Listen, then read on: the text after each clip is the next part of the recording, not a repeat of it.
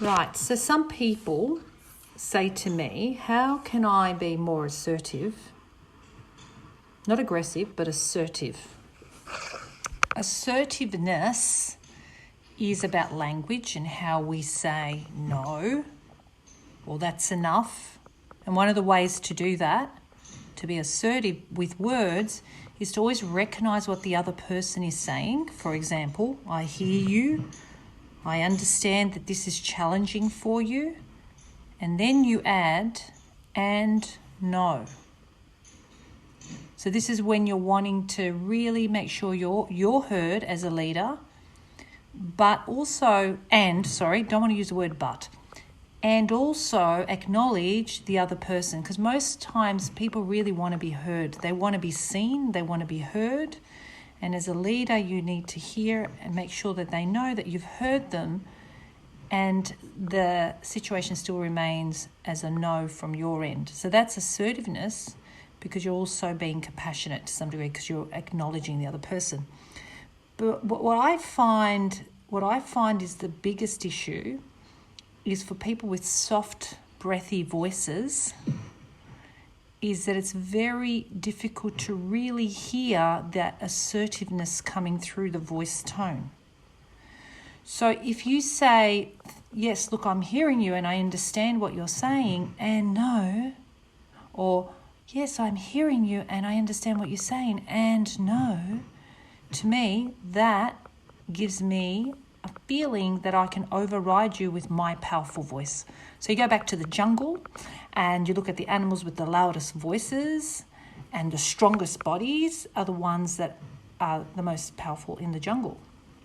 So it's about size, it's about volume. Now, I'm not saying you go and shout or you become very angry with your voice, no, but there is a way to reduce that airflow, to close the vocal cords more. Posture is important, so you sit upright. You can use your hand, and means that you just push the open palm out a little bit, like, and now, and I'm closing my vocal cords more, and you can overdo that and cause a problem, by the way, so I'm not saying you should do that all the time, but it's just to get rid of the breathiness. And no. See, and I'm doing, there's some exercises you can do on these, like with your tongue sticking out, that's closing your vocal cords, reducing that air breath coming through. And no, my jaw's very relaxed, my tongue is soft and relaxed.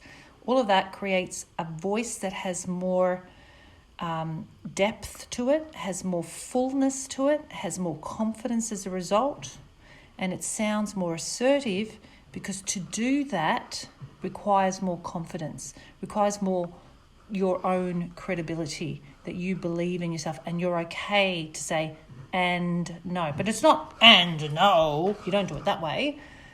You're just clearly articulating and no, as opposed to and no, which is breathy, soft, and it doesn't have attention. It sort of doesn't demand attention. And somebody who's trying to negotiate with you will use that as a bit of a loophole to overpower you. Or sometimes you find yourself having to repeat over and over and over because they're just not getting it, simply because the body language is not helping the message. So 93% of communication is non-verbal. That includes that voice tone, and it includes the body gestures, the facial expressions, and the eyes. The eyes are speaking too. And it's confidently saying and no, and I'm kind of pushing my hand out in front, but not sticking it out, but just gently opening the palm of my hands, because my palm of my hands also says, I'm open about this, I'm not hiding anything, and I'm confident to put my hand out and push it out a little bit, and no, and look at my eyes, and I'm nodding, and no, getting them to agree to it. Okay, so some of the exercises you can do for your voice here is I've got my tongue sticking out, and as opposed to all that air coming through the vocal folds just need to really close enough to kind of not let that air come out. Now, if you over squeeze them, you then have another problem, which is constriction. So you don't want to overdo this. Okay.